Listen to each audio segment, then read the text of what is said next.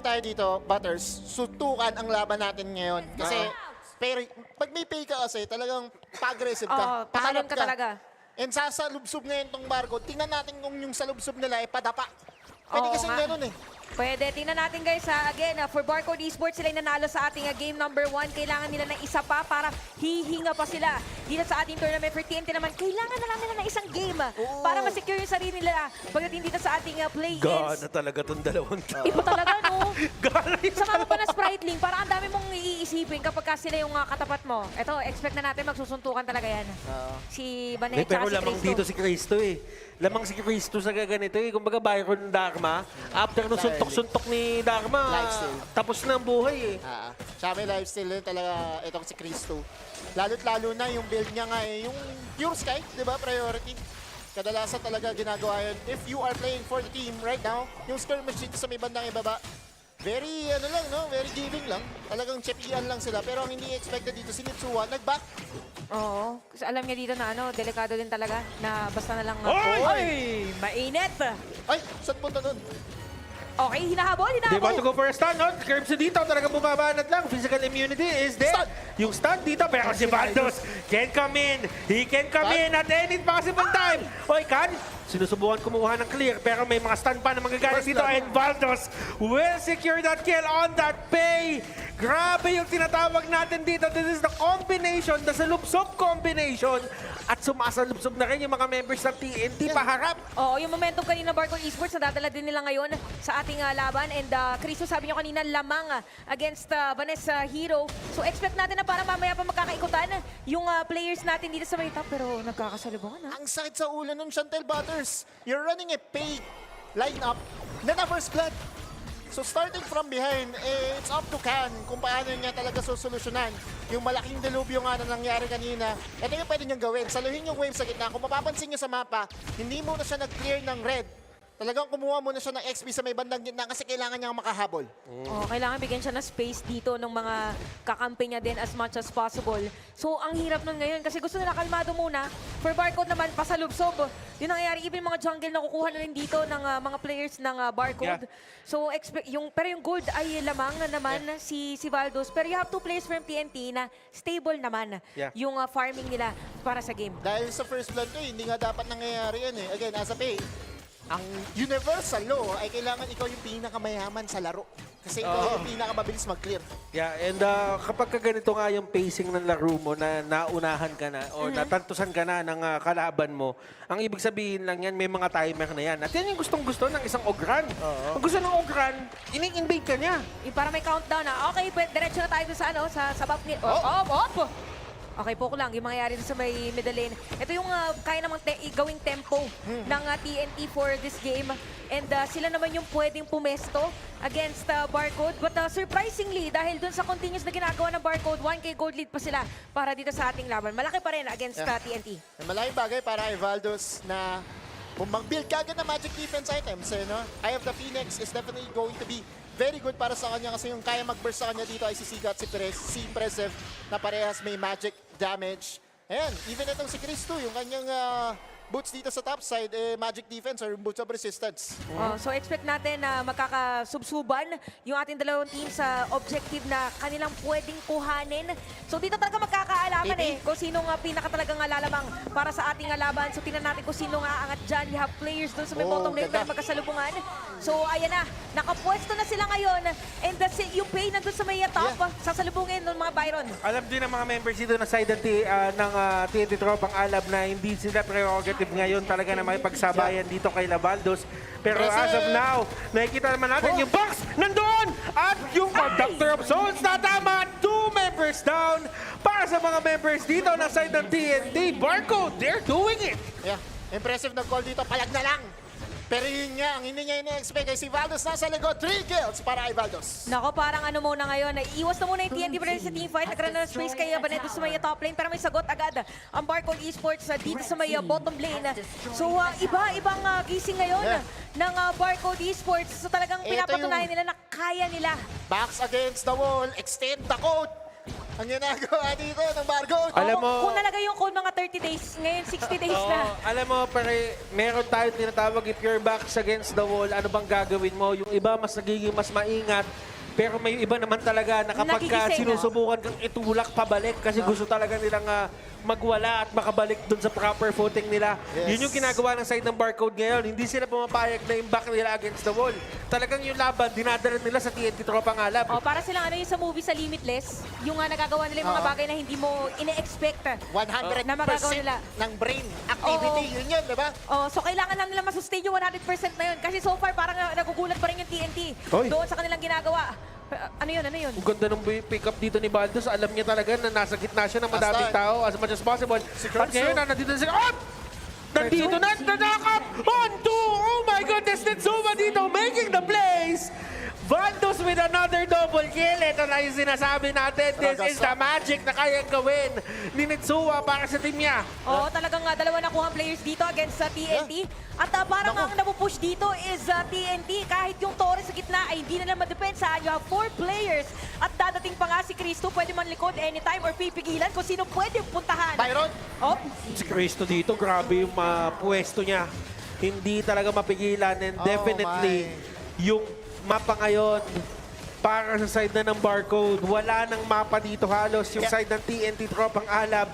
Kung ano man yung meron sila kanina, ngayon kinukuha ng unti-unti ng side ng Barcode. nightmare ito. oh, so given na ganun, anong kailangan gawin ng TNT para sa laban na to? Maghintay ng Hintay na babalikan. Oo, ng Barcode dito. Kasi kung titignan mo nga ang estado ng mapa, tama si Butters dito, butas. Yung gitnang Torre, yun yung pinaka-importante eh. Lalo na kung gusto mong patagalin yung laro on that Numa, kailangan yung first tower mo stand strong para hindi ma-invade ng ma-invade yung jungle mo. Nako, medyo mahirap to para sa TNT. Kitang-kita naman na talaga nare-restrict yung kanilang positioning.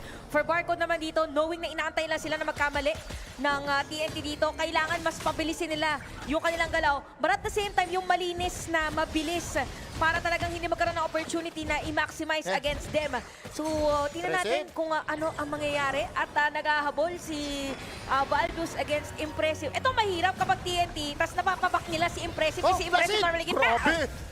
At mayroong pagkahuli doon kay Khan pero hindi nila makomitan kasi mayroon pang ang Torre doon. At yun din yung nakikita natin for the side of Barcode dito. It's sa lubsob mentality. Kahit nasa second tower kayo, kung meron naman kaming kill potential, gagawin naman namin sa inyo yun eh. Tsaka nakita mo yung aggression ni Netsua doon. Flash in talaga. Walang atubili na gumagawa ng play ngayon. Ang Barcode. Naku, makakasalubong And na si Mali. Vayne, nagkaulian dito. Mananakap ba siya? Hindi siya mananakap doon. Pero ito ang kailangan gawin ni Sika dito. Siya yung parang referee, siya yung parang enforcer dito. Siya tagapigil. Kailangan pigilan niya, kailangan ang pinakagalaw niya. Kapag nagpupush na yung mga member ng side ng Barcode, literal, siya yung magkiklear ng waves. Parang hihiwain niya. Oy, pero Pero si ito yung cut. Oh, sige, kinat eh. Kinat eh. Nakita mo hiniwa pa. Oy, sasalubong sila. Meron dive. Oo, pero ayun, may suntok na magaganap dito. Ayun yung box. Lahat, tatlong ulti para kay Slime. Tatlong ulti, dagdag insulto, pare. Para sa sakit. Galit na galit. Kailangan talaga. Desperado na ngayon ng TNT. Alam nila na kailangan nila makakuha. Kahit gaano kaliin man yan, kukunin nila yan. And so now, for Barcode, Tyrant na naman ang nakuha nila rito, Chantel. Oo, pero mahirap ngayon para sa Barcode. Kasi the mere fact that for TNT, Chumechevo, pumupugak gaming ginagawa ngayon ng TNT.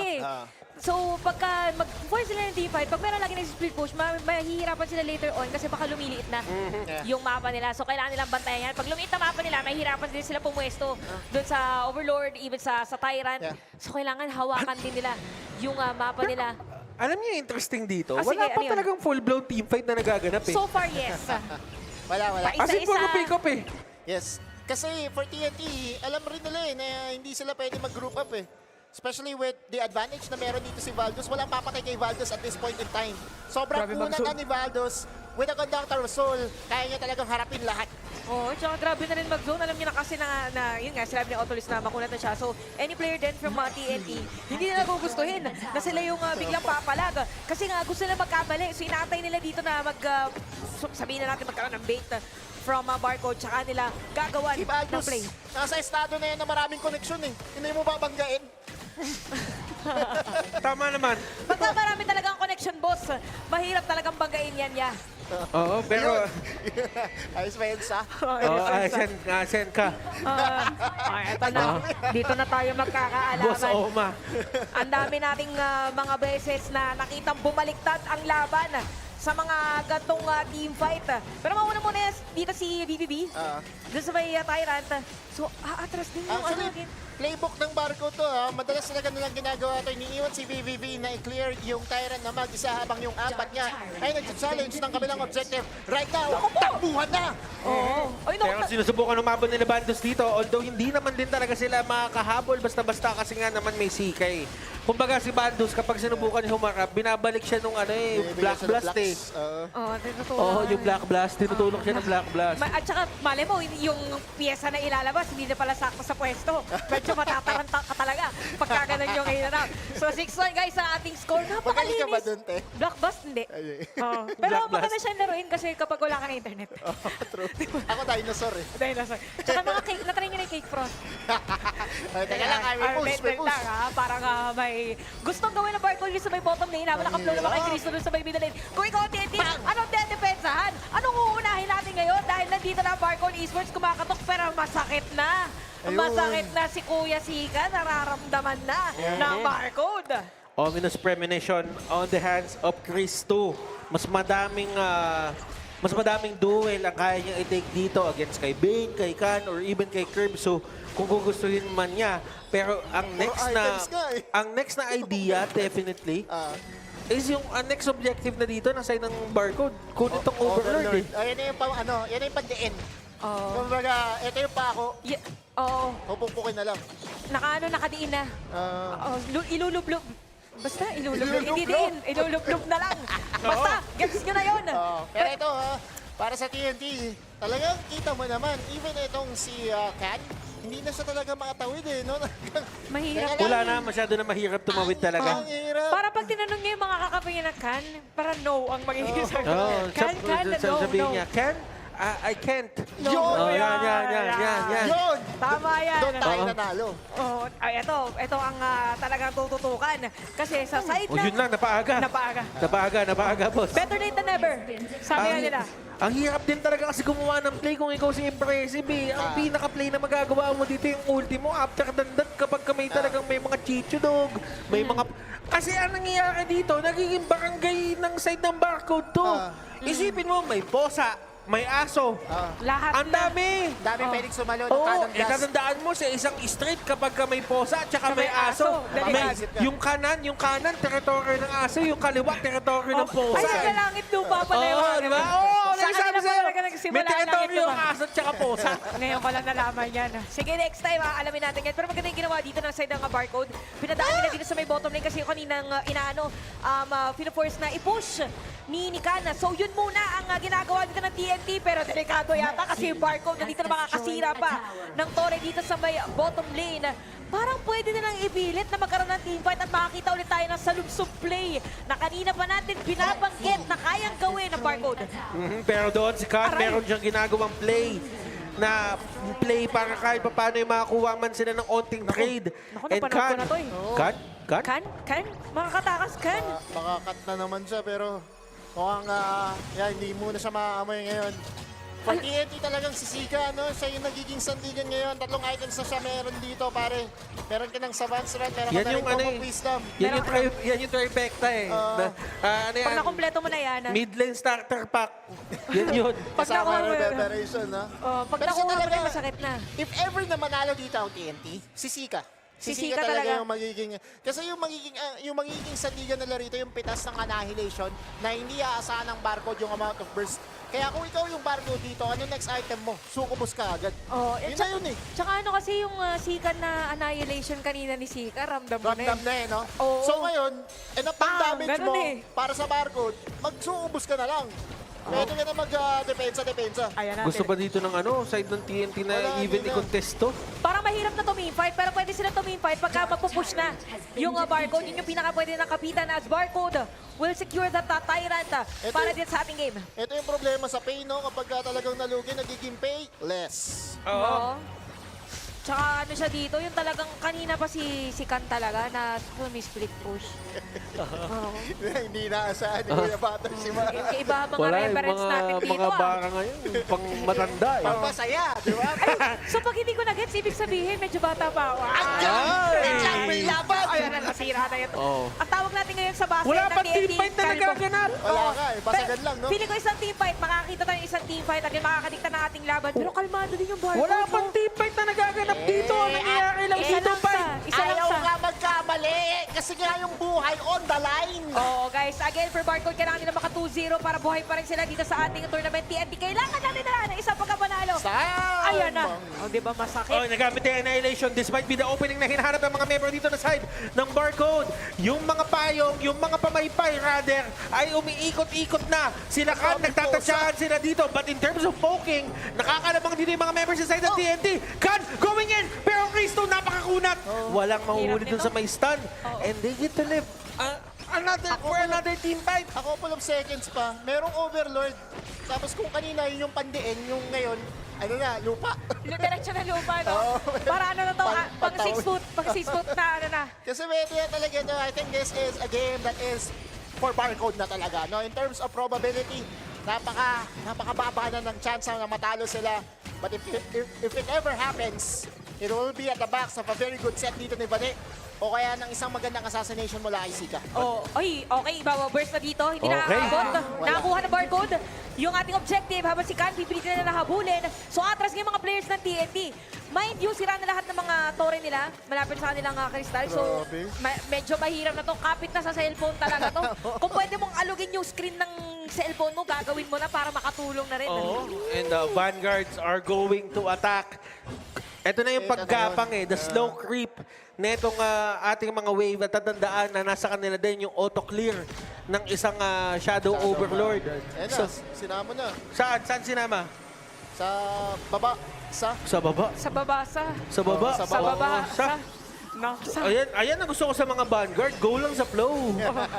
Ay, Go naku. lang. Oh! Ay! Ay, come on! Ang ganda naman nun! Kamunti ka na! Pero si Vayne, sinusubukan na ba dito yung Cristo taking the brunt of the damage. Nakikita mo naman yung pagpasok dito ng mga miyembro and the poke battle is there. Ang daming stun na nagaganap. Impressive dito trying to fight this. Naghahanap sila ng tamang angle. Wow. Tamang angle just to secure yung kanilang base. Hindi mahanap yun ang side ng Barcode. Pero Pero hindi pa tapos. May another wave. Kumbaga sa survival game, here comes a new challenger! Oo. Tsaka ako sa Blood versus Zombies. Next wave. Next wave na to. Pero ito may bit-bit na boss. Tingnan natin kung makakatok ngayon ang Barcode para sa ating laban. Pero grabe yung defense ng TNT.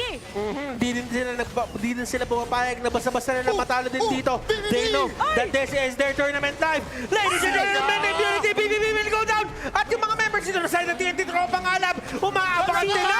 They really just want to take down people dito from the side of Barcode. Unti-unti nagtutumbahan. And Cristo trying to get away. May destiny siya. Hindi magmamatter yun. Triple kill para kay Kan. Tahimik lang na humabol din ang TNT. At makikita natin ngayon na kahit wala silang mga tore, buhay pa rin. Grabe. Gusto nilang ilaban. Isa na lang daw ang kailangan nila at hahabulin nila yan. Even si Valdos ay probably hahanapin na ano ba nangyari Let's doon? look at that replay. Look at Vayne! Truth Mantra, hinuli yung marksman plus the annihilation to get that assassination. At yun nga yung sinasabi nga natin dito, kung makakambak ang TNT, it will be at the back of their clutch lane and mid lane. At grabe yung pagkakasetup dito. Cristo, sinubukan pa lumaban kahit onte destiny. That's a lot of resources Oo, being po utilized para din sa side ng Barcode. 3v5 situation. Sila naman ngayon ang pinupusyan. Oo, in an Grabe. instant, naging ganito ang sitwasyon ng ating laban. Barcode, sila yung team na may hawak ng record, na may pinakamataas na gold na naipatalo, and that was 10,000 gold. Kanina nakita natin 7,000 no? Pero parang ganun pa rin yung nangyayari dito. Hindi pa rin matapos ng Barcode. Ang problema, hindi pa rin matapos ng Barcode ang laro. Possible na may possibility na maipit yung mga membro dito ng side ng Barcode. Naku. Yung mga pwestuhan dito ng mga membro ng side ng TNT Tropang Alab, they're really banking on that top lane. Yung jungle na yan, That is their playground as of now. Walang magawa dito yung side ng Barcode to retrieve it. Pero doon sa may baba, medyo may movement din. Yeah. Sobrang naging worth it or nag-pay off yung ginawa kanina ni Nikan na nag-split po siya kasi finally nakakahinga na Yes. yung team. At least nakahabol din siya pagdating sa gold. Talagang patunay na kailangan mo lang maging pasensyoso sa buhay. Beautiful HOK. Oh, beautiful Angel. Ay, bottom lane! Oh, and Chris 2, trying to get away, Chris 2! Kakayabang, ay, hindi tumagos! Hindi tumagos, pero may nahuli din doon. Khan will be the target Let's go, dito. This is going to be the final showdown. Oh Yung my mga God, timers natin, impressive! With the box! Grabe yung pwesto niya! Vedi dito trying to get slime. Pero yung ibang mga miyembro Walang dito, galawan! tumbahan na. TNT, tropang alab. They are going to secure. Are they going to secure yung kanilang play-ins berth dito sa larong ito? Oh my God! Mukhang ganun na nga! Ubos sa mga players dito ng Barcode is descendable para sa TNT. Ito na ba inantay nila para dumiretso para sa ating playoffs or sa play-ins? 15 seconds on the dead timer. Ito na yun, Butters. This is going to be it, ladies and gentlemen. TNT, tropang alap, dire-diretso. Dire-diretso ang kanilang pagtulak dito and they secure their play-ins berth. Ladies and gentlemen,